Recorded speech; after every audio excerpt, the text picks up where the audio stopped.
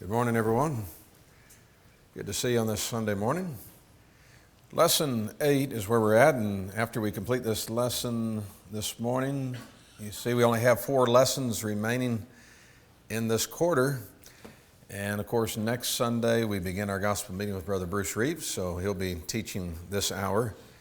And so Genesis 12, we studied part of that last week, but we're going to pick up here in verse 10 in a moment, and then study through chapter 14 today. And so lesson 8, and if you have the Waldron book, the pages that go along and coincide with this text would be pages 54 through 60, as we're focused on Abraham and his lie to Pharaoh. Abraham and Lot separate from one another, and then Abraham rescues Lot. All right. So let's be reminded of the world of the patriarchs on the map here on the screen. We had God who called Abram out of Ur of the Chaldees, and eventually they make their way to Haran, and then later down to Shechem, to the area of Canaan, the land that God had promised to Abram, his descendants. And of course, in chapter 12, we were introduced to those 3 big promises, right? I'll make of you a great nation. I'll give your descendants the land in which you dwell, and in your seed all families of the earth will be blessed, which connects all the way, of course, to Jesus Christ, as Paul specifically takes that statement, that promise, and says that's speaking of Christ in Galatians 3 and verse 16. All right, and of course also we want to keep in mind what's down here, because that connects to the rest of chapter 12, as Abram and Sarai and their household come down to the Egyptian kingdom down here, right? And so that brings us to question 1. Why did Abram decide to depart the land of Canaan and go to Egypt? And then the second part of that, what weaknesses in faith and character do we see in Abram as he took his family down to Egypt? So why did he head there to begin with? What's the text say? Famine. Yeah, there's a famine in the land, and then the end of verse 10, reading from the New King James Version, it says, "For the famine was severe in the land." And that's what brought him to Egypt. That's why he decided to go down to Egypt. Now, what weaknesses in his faith and his character, though, do we see in this story? He would get killed because of Sarai, so he lied and said that she was his sister. Why was he fearful of losing his life over his wife? Beautiful. She's beautiful. Yeah. You're a beautiful woman. So on one hand, I guess that was a compliment. Right? I mean, you're a beautiful woman. We go down there and Pharaoh or one of the Egyptians are going to take you, and then they're going to kill me so they can have you. And on the other hand, though, I don't know so much he was looking out for Sarah, his own neck, thinking about himself. My life's going to be in danger. But he says, kind of work out this arrangement, and so going down there, you just tell him that you're my sister instead of my wife, and that way, because of you, I'll live. Of course, you want me to live, right, Sarah? And so they go down there, and that's how they present themselves, as a brother and sister. And was there truth to that at all? Yeah, she was a half-sister, but there was deceit in that, right? Because she was his wife. And so they shared the same father, as we pointed out before, Terah, but had a different mother. So yeah, that's his half-sister, but it's his wife. And what else do we see here when you think about the weakness of faith? What had God said already to Abram that should give him every confidence? For him. Yeah, there's this protection and providing for him. And Francis? Okay. And what did God specifically said there earlier in this chapter to him? What's that? A great nation. How would he do that if he's died? Yeah, good point, Gil, right?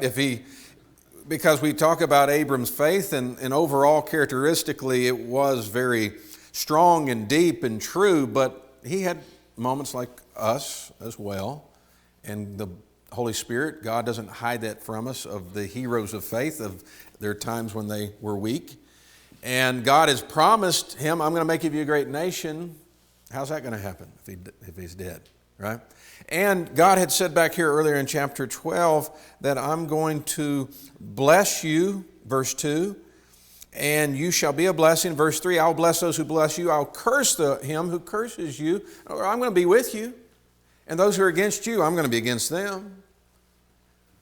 And so, furthermore, we don't see where God says, go down to Egypt.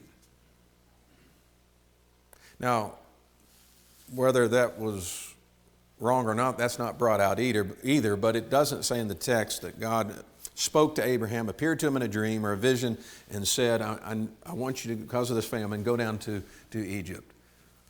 So there's not that directive, but we see a weakness of faith. We see him lying as well. And anything else you would add to this, Todd? Maybe he's trying to help God. He's going to do that again with Ishmael, right? Yeah. And so it's like, well, God needs me to do something, so I've got to make sure I stay alive. And it's foolish. He should have just trusted in the Lord. It's a lesson for us that we may not know how the Lord's going to fulfill his promise in our lives, but we shouldn't come up with rationalization for sin to help God in some way. Yeah. We just need to do God's will and continue to trust in him, but helping God, well, this is not the way to do it, is it? So question 2, why did God send great plagues upon Pharaoh and his house? Why did God send great plagues upon Pharaoh and his house? What does the text say, Ken? Sarah had been taken into his house, I guess, to be his wife. That's right. So if you look in verse 14 of Genesis 12 in your Bibles, so it was when Abram came into Egypt that the Egyptians saw the woman, that she was very beautiful. So that supports. So it wasn't just Abram, his own bias. She's just recognized, and he knew that she would be. She's a beautiful woman. And so the princes of Pharaoh also saw her, commended her to Pharaoh. Hey, have you seen this woman that's come down here? Abram's sister, well, Abram's wife, but the lie. And so the woman was taken to Pharaoh's house. And, well, he showers Abram with gifts because of Sarai. But what does the Lord do? Verse 17, but the Lord plagued Pharaoh and his house with great plagues because of Sarai, Abram's wife.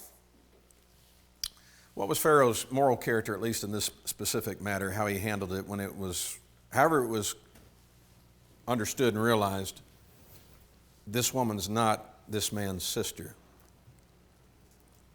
How does he handle that? It shows moral character. Go ahead, Francis. He realized that he was in sin because this was the wife of another man, which would have been adultery.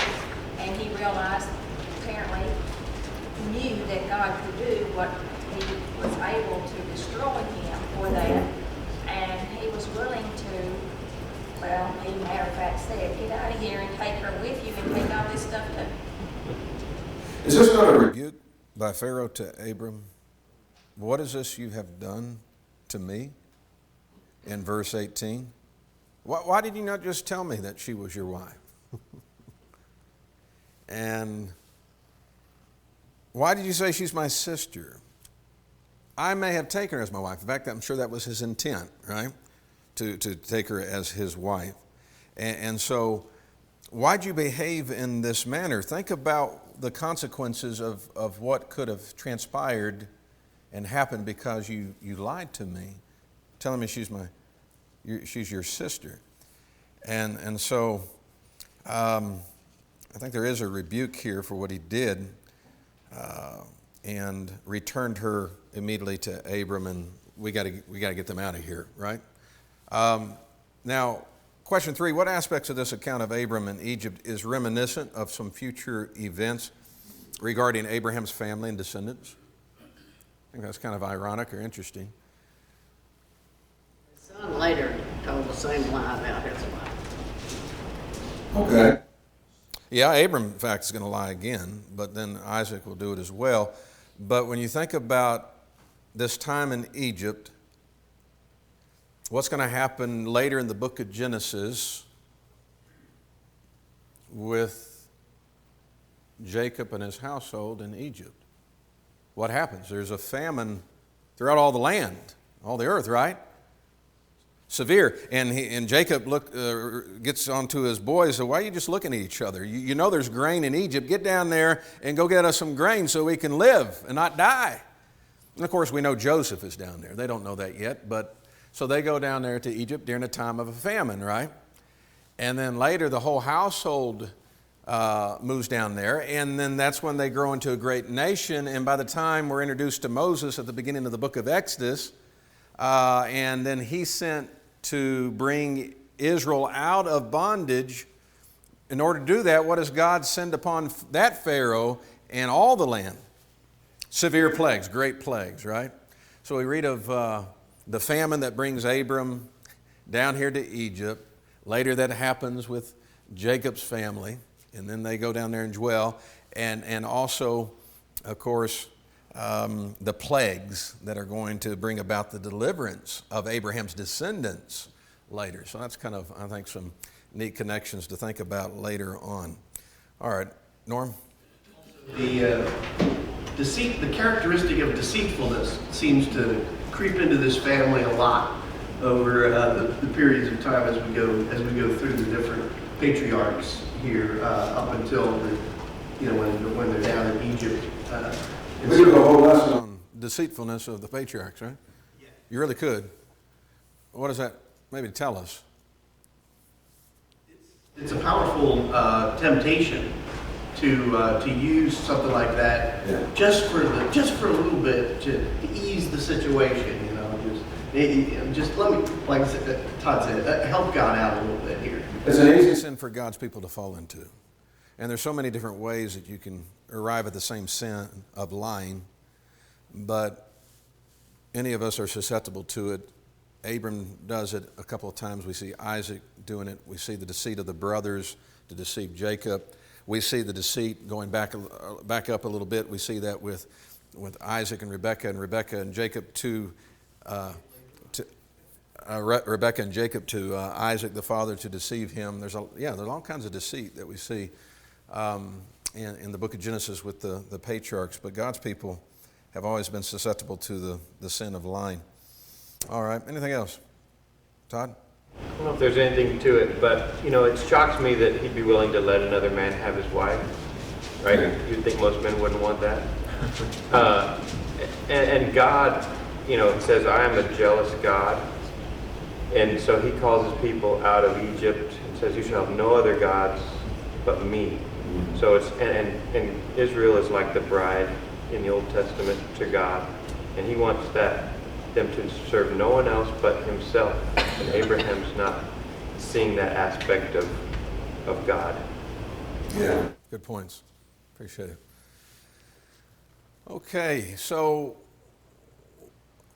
let's see, I guess I didn't put that up there. Number 4, what can we learn and apply? We're moving into now chapter 13 with this question. But what can we learn and apply from how Abram handled the strife between himself and Lot, and to how we deal with disagreements with our brethren in the local church today? So first of all, back up and look here in chapter 13. What brought about the strife that arose between Abram and Lot? Nora? Extreme prosperity. Yeah, they're blessings God had blessed these men greatly, and they had a lot of wealth, they had a lot of animals, and it says the land couldn't support both of them in that same spot.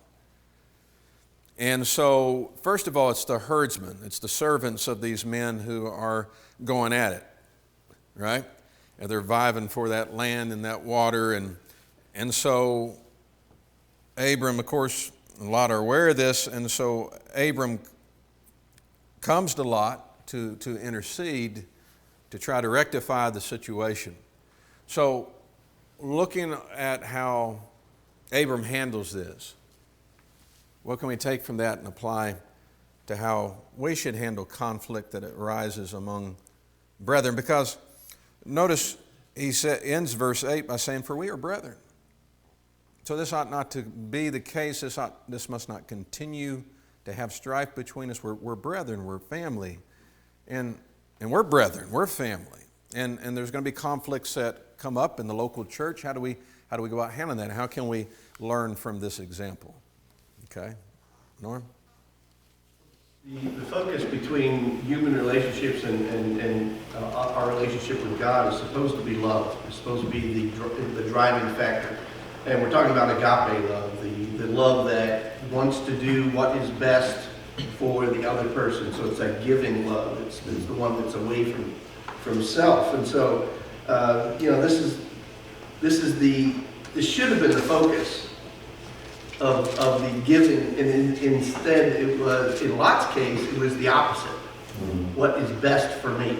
Right. And Abraham's case, what's best for you? And you choose. Okay. And so, again, love should be the driving factor. It is in one case, and it's not in the other. All right. Ken? Abraham was willing to yield to Lot rather than to try to have his own way, and he was willing to let Lot have the better hand, whatever Lot chose.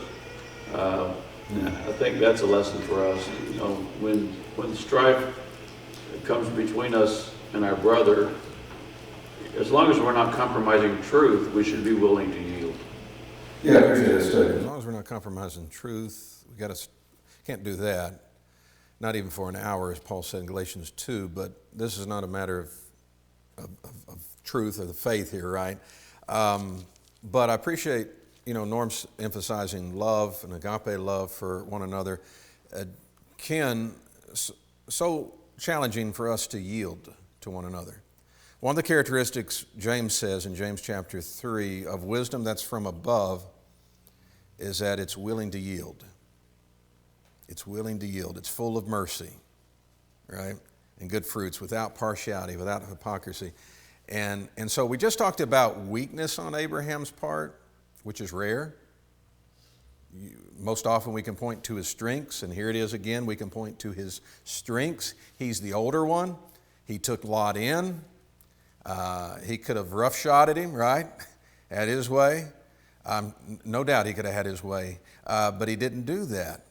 He showed love and regard, and he yielded. Sam, you had something? It's still interesting that, I guess from like a physical perspective, Abram would have potentially been willing to yield Canaan to Lot's death.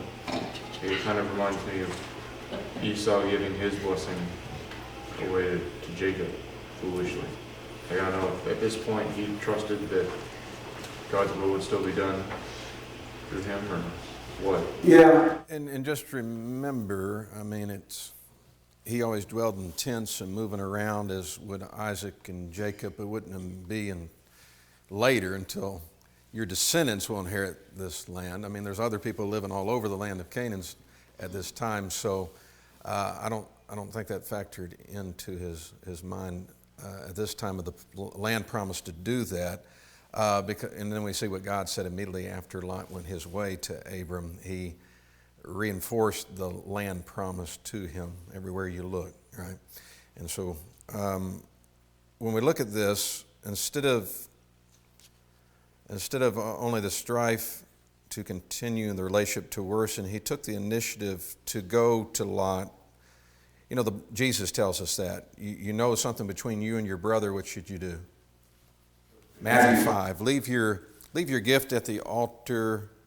First, go and be reconciled to your brother, then come and offer your gift, right? Well, Abram realized there's something between me and my brother. Not just our herdsmen going at it. There's some strife here. And let's not let that continue. Let's try to get that resolved. You know, sometimes because there's conflict and we're worried about confronting that, we can maybe not do anything, and then it just worsens, right? So instead of allowing that situation to just worsen and deepen, he humbly goes to his nephew Lot and takes the initiative to humbly entreat his brother. We need to do that with our brethren. What else did he do? He put the interest of others first before his own. Isn't that what Paul says in Philippians 2, 3 and 4? Do nothing out of selfish ambition, right? But in lowliness of mind or spirit, treat others better than yourself, or look upon others better than yourself. Look out not only for your own interest, but for the interest of others. Abram did that. We need to do that with our brethren. And so he acted unselfishly. He acted with maturity and genuine concern and consideration, right? Norm? So the prioritization, relationships have a higher value than just physical things that are out there. And so those are things that we should keep in mind when we're getting ready to look at some trinket and have an argument over it. What is the value there? And relationships that's a spiritual thing that you're trying to establish forever.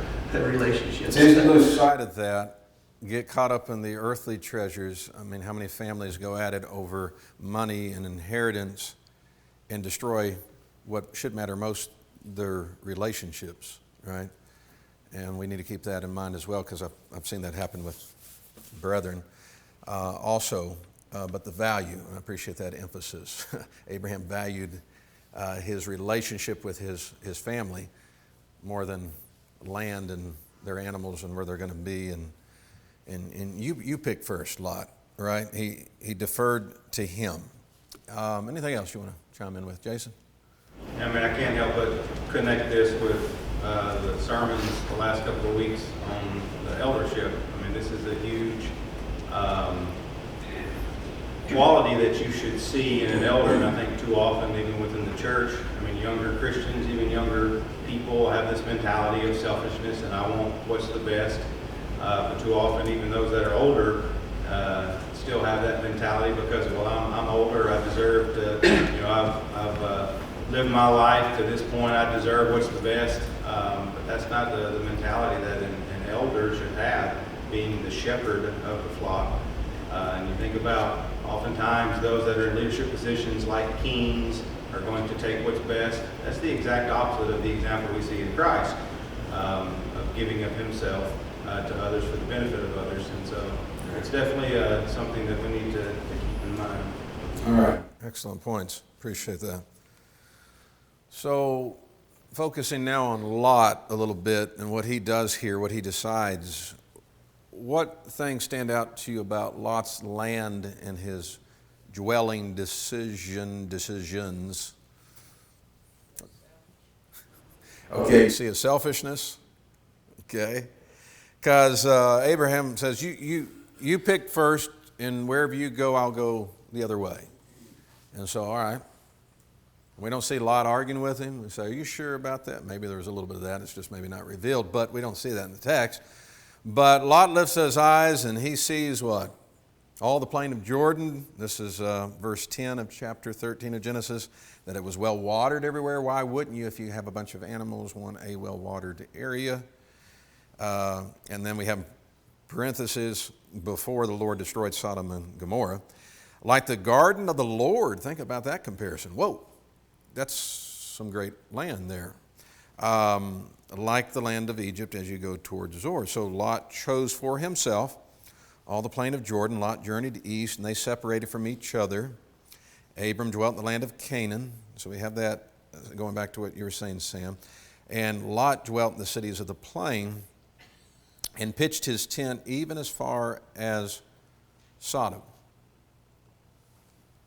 When we pick up with Lot a little bit later in Genesis, where is he going to be? He'll be sitting in the gate, at the gate of Sodom. Heath Rogers has a real good lesson in his workbook on minor Bible characters, and he has a lesson on Lot, and I believe it's entitled One Bad Decision. Well, one bad decision can snowball into a lot of other bad decisions, and so when we read in the text that he chose the plain of Jordan, he kept moving closer and closer to what? Wickedness and immorality, but who's with him? He's got a family. Now, we don't really read much about that family until we get to that story in Genesis 18, Genesis 19 of the text, but he's got a wife, he's got daughters, we read of son-in-laws and all that, and so he continues to be very prosperous, but he keeps getting closer and closer to sin and putting himself and his family in that kind of environment, that kind of culture, when he didn't have to. God didn't say go there, and God didn't say keep going there. And as the text tells us here ahead of time, in advance, they're already exceedingly wicked and sinful, right, against the Lord. And it's only going to get worse till the Lord had enough, and he rains down fire and brimstone on these cities. But that's what Lot chose, to keep going further and further, or closer and closer to this place of wickedness. Norm? Where he ends up in that short little segment about him being in the city gate.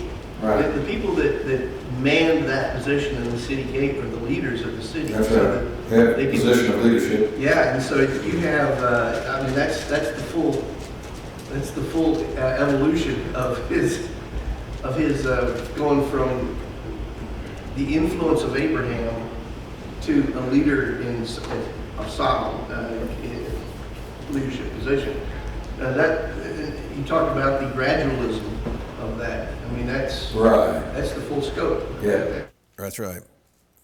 So he acted selfishly. He acted perhaps impulsively. I don't see any forethought here, any planning, any inquiry in advance. How are the people of this area? You think about a big move you're making. Hopefully you're going to look into it. Is there any sound churches in this area? Is there some faithful saints before I take this job? I mean, boy, the pay is a lot better. I'm going to have great benefits. They're going to maybe provide me with a company car, yada, yada. We'll be able to do this now and do that. And again, it gets back to the value of things. I better value my soul and my relationship with God and my family. Is this going to be best for them? Or is this all about the dollar, right? And you probably know of stories and specific real life examples, I know I do, of individuals who made those bad decisions, not that they moved necessarily to a Sodom and Gomorrah with their family, but they made a decision based on the job offer and the money versus, is this a good place to take myself and my family? And it wasn't. And so hopefully we can learn from that as well. Shirley? Ray was out of a job back when we lived in Tullahoma, and he got a job offer, and we got to checking out, and there wasn't a sound congregation there, so he turned the job down, even though we didn't have anything else to look to right then. Yes. Well, the Lord will provide, and I know He did when we seek Him first and His righteousness. But yeah, that's the right decision. That's the good decision. The only right decision for a faithful child of God who we base our decisions hopefully on He's the priority, right? Okay. Anything else? Chime in on. Okay, number 6, what 2 promises does God repeat to Abram, and how are those promises expressed to him? So that's chapter 13, verses 14 through 17. So if you look at Genesis 13, verses 14 through 17, what do we see there? What 2 promises of the 3 are reiterated to him, and then how are they expressed specifically from God to him? So what are the 2 promises, first of all? Seed in the nation. So you got the the land and the nation, those two promises, right? And so with the land, what does he say to Abram? Use your eyes, and I want you to look northward. I want you to look southward.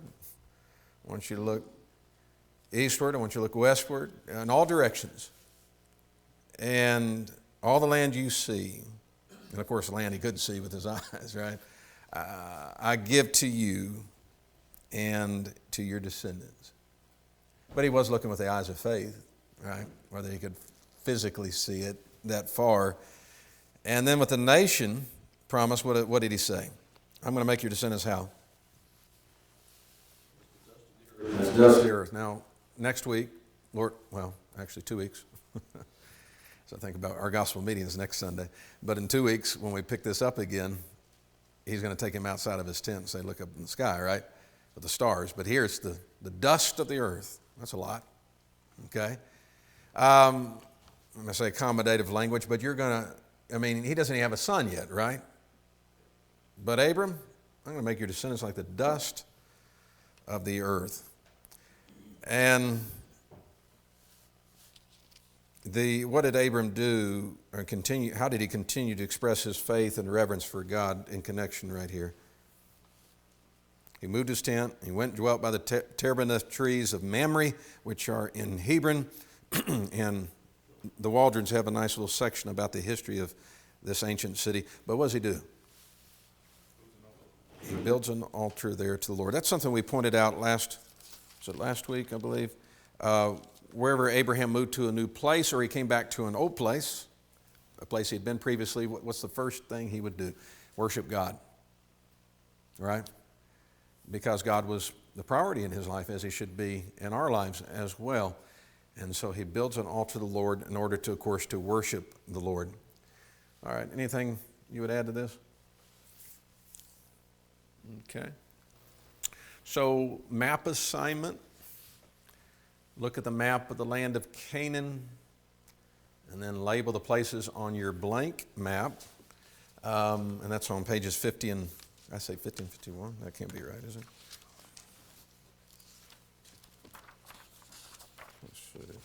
That should be pages 56 and 57. I must have not changed my numbers from a previous question or something.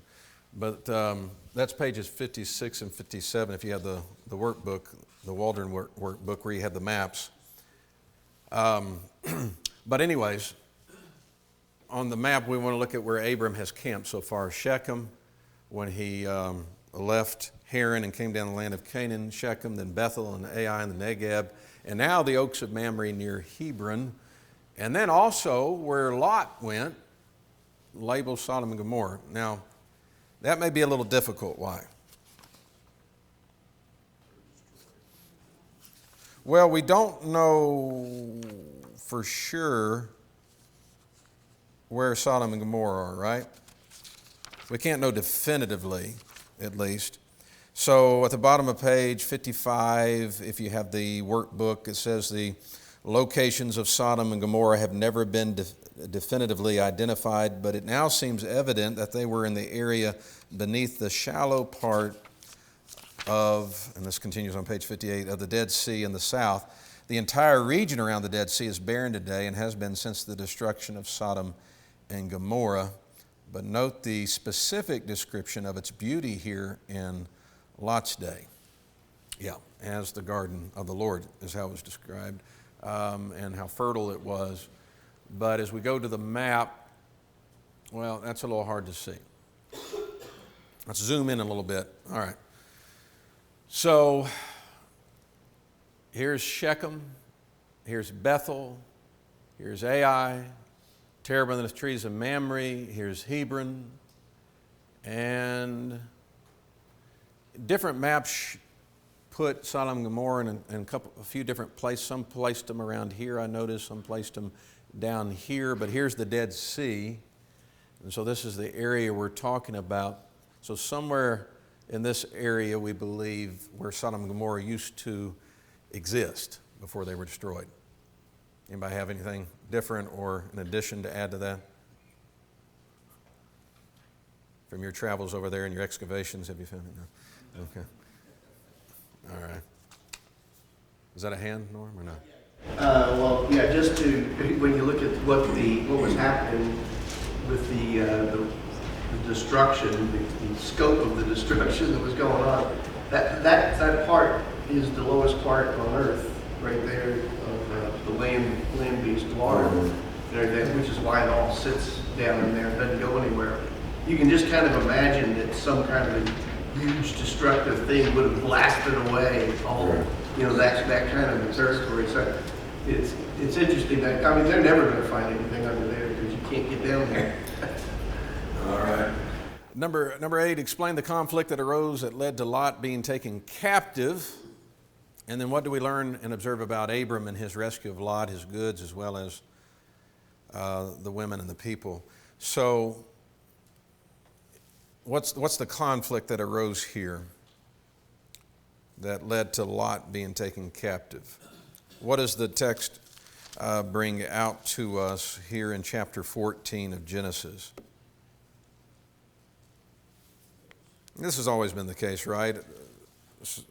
People being brought into servitude or subjection to other people or nations. So we got 5 cities of the plain that were brought under the yoke of a coalition of kings of city-states that were located near the Tigris and Euphrates rivers. So think about where Abram had originally come from, Ur of Chaldees, that area. They kept them under oppression for 12 years. And then in the 13th year, the kings of the valley of the Salt Sea, they revolted. They provoked a response then from those Mesopotamian kings the following year. And I don't say long story, but make it even more brief, they were subsequently defeated. They were looted. Some were taken captive. And Abram finds out Lot was. And that's what causes him to take action. Now, thinking about Abram, and what we learn here, what do we learn about Abram? What do we observe about Abram when he finds out his nephew's been taken captive? Well, if he was any kind of a bitter man, I guess he could think back to the land thing and what Lot chose and the way he behaved and said, well, that's his problem, and now I can get his land. Now I get all that land, he's gone. No, of course, that never crossed Abram's mind. Norm P.? He's prepared.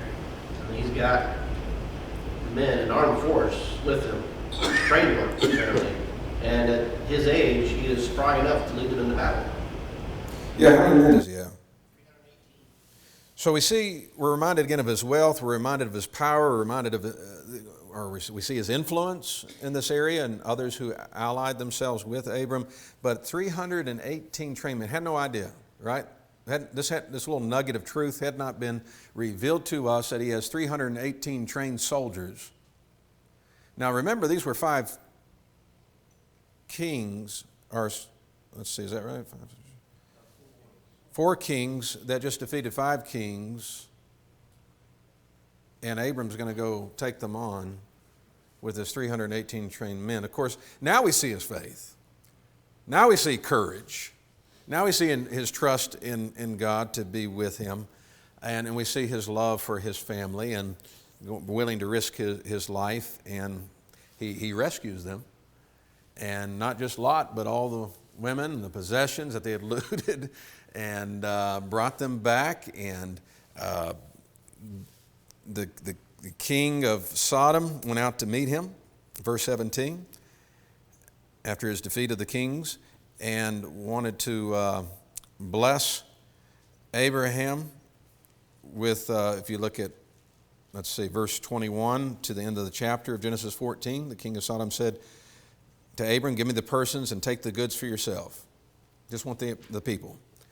And he said to the king of Sodom, I've raised my hand, the Lord God Most High, the possessor of heaven and earth, that I will take nothing from a thread to a sandal strap, and that I will not take anything that is yours, lest you should say, I've made Abram rich.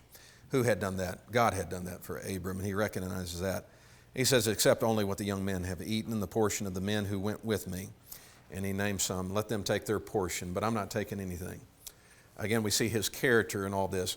Now I need to hurry up because I only got a few minutes, and this is very important to the Bible story and to Christ as He's the focus, right?